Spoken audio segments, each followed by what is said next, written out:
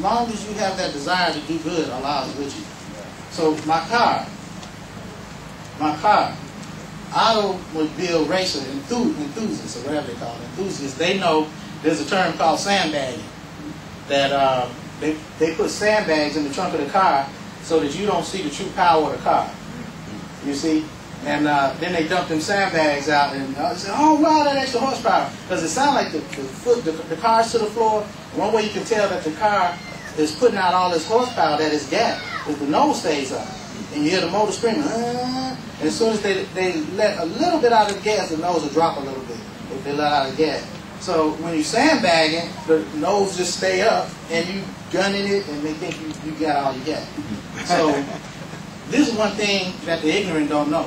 That the Muslim don't always put his all out there on the table. That we got a few more horses left. There's a few more horses left under the hood. And this is only the beginning. So alhamdulillah. Praise be to Allah. I'm not going to hold everybody. I don't know how long I've probably been going too long already. But he brought something else to mind when he was talking about money. And the money situation. The money situation is dire. And the believers not supporting. That's another thing. They don't take nothing from you. When I see people dropping off, not showing support or whatever, because Allah is my witness, I'm going to go back to that I thought, when I saw Imam Muhammad, I know an Imam Muhammad, you know an Imam Muhammad, there's a lot of us probably sitting in this room right now that condemn the hypocrites in our community to hell. That when we don't see them, we don't care where they are. If you hear they in the grave, you say, Allahu Akbar. You hear one of them just got sick, he say, too bad. We don't give a nothing about that. So we don't care. Y'all don't show up, I feel strong. I used to think that one day, and I bought that house because I thought one day, I said, these suckers, and you were talking about raising the bar. Well, that's not the language you use. See, this has been my language for about 20 years. I'm raising the bar. I'm raising the bar because y'all standards is too low. And I'm not going to say that. This what they say, money talk.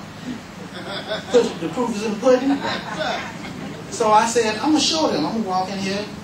WDM publication, y'all talking all that WDM publication and yin yang. Here's a catalog. I'm gonna come in here.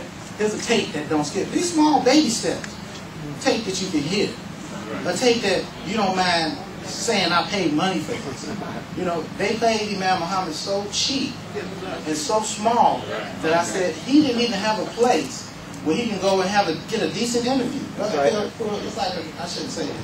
But I can go on and on about things that I saw that was just so beneath the standard. I thought, so I said, everything I see, and I have an eye for beauty, and because of that, everything that I see, I can see, I'm not looking for flaws, but I can see balance and things that could need improvement. I walk in the room and if the lampshade is slightly turned, the picture's off the wall, for some reason I see it almost immediately, and I go fix it and do this and that, whatever. And everything that I see, if I turn in a circle in my house, in my mind, it should look like a beautiful picture and a beautiful scene. Because that's the way Allah's creation is. Go out in nature and turn in any direction that hasn't been spoiled by man, that hasn't been corrupted. Turn in any direction and tell me you don't see a beautiful scene scene of nature. Even when the storm come out, most of us run in the house when we feel the first raindrop. Look how beautiful that storm come before it come in, and then feel the air. The air go from being thick and heavy. My children, my wife and I were sitting on the porch last night. We're out front, in front of the house, and they said, "Let's go in the house. The storm is coming." I said, "Not yet." The air was too thick, too much humidity, and I used to live for that. So I said, they ain't coming, it'll be here in a few minutes. I said, wait till the air get cool. Sit down here with me for a little while longer. Because they ain't usually home, so I'm happy that they sitting out with me. So the storm, the wind, the cold wind came in. And we didn't stay out to look at that. We waited for the cool wind. The cool wind came in, and then we saw the drops come in. But that storm, I lost my witness. I've never seen anything like that. I've been in a car before like that. That storm that came through where I am, there's a lot of cornfields and open fields. I couldn't see out my front window 2 feet. There's a pillar like that, closer than that pillar is to my front window. I couldn't see that pillar. The rain was moving sideways, and it was like, first it just came down real heavy.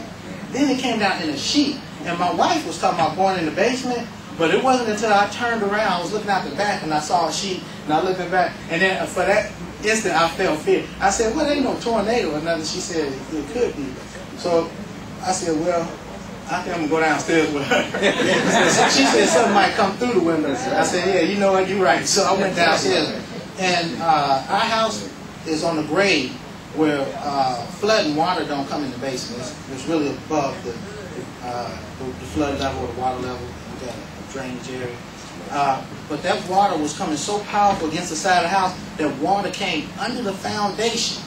At least we saw trickling in the basement under the foundation. That had never happened since we've been there for 4 years. Because of the force of the water. We dried it up with the tile. It wasn't that much water. But that's just showing you how powerful that wind was moving sideways. So that's another thing about nature. Don't let nobody tell you that we're destroying the planet and that we're going to upset the earth and all of that. We're very small. Very small. So I was talking about wealth. I thought about mentioning the wealth. And the same thing came to my mind. The first day during Ramadan, some of y'all was at Juma when I mentioned the first day of Ramadan that we fasted. So we were up, we had broke our fast, we had made prayer, and I think the rest of the family was up. I was opening the curtains, and I saw outside of my window, we have a dining table, and then outside of that window, there's an outside table on the patio, like a lot of people have what do you call it, a patio, or, yeah, I forget what they call it. Most people have like a wood structure, but ours is just a patio. Yeah. And there's a table out there that we sit on and eat when it's nice out. There's a bird sitting on that table.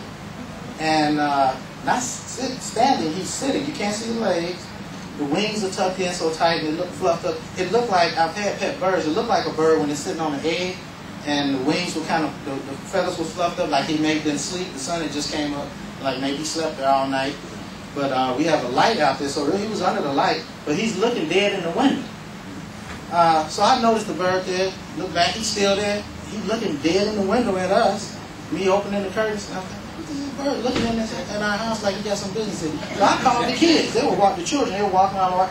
Told them, come look at this bird. They looked at the bird, and they didn't think nothing. So I'm like, that was weird. None of them was excited like I was, because it was because I watch things, and that is strange behavior. A bird wouldn't lay an egg on an open surface out in the open like that. And especially on the table. So I knew he wasn't sitting on the egg. And I thought about it, and then when they injured, they try to hide. He's still sitting out open, and then while he's looking this way and got his back to the open yard and everything, he's looking at in a window. So it was strange to me. So I took a couple of pictures. They had my cell phone. This little baby bird. I'm gonna waste too much time, but I'll show somebody after. Little bird. It wasn't a baby bird either. That's what I was thinking. Maybe he's a baby and he can't fly. So I opened the patio door, and then he flew away. He didn't fly back up into the sky. He flew straight back across the back of the yard into the trees or the shrubbery that's back there and left. So I didn't think nothing of it after that. But I said birds are like messengers. Birds, you hear people talking about, say, a little bird showed me. Birds, they travel in heaven. They're creatures of the sky. They fly about in the sky. And so I thought about it. I said, well, that bird acts like he has some business in here, and he sure got my attention. So I said, maybe that little bird got some message from me from the heavens or something. So the other day, I hadn't thought about the bird for 2 weeks.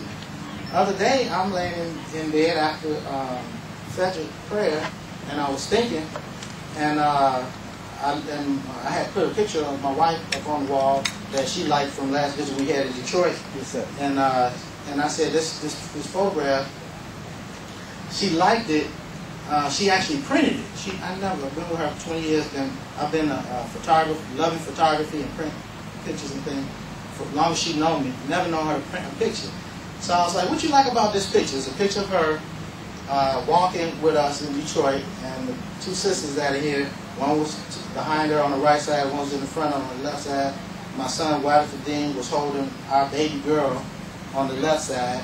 I'm in front of her on the left side, and Mumtaz on the front of the left side. And I asked her why she liked that picture. She said I look like a movie star.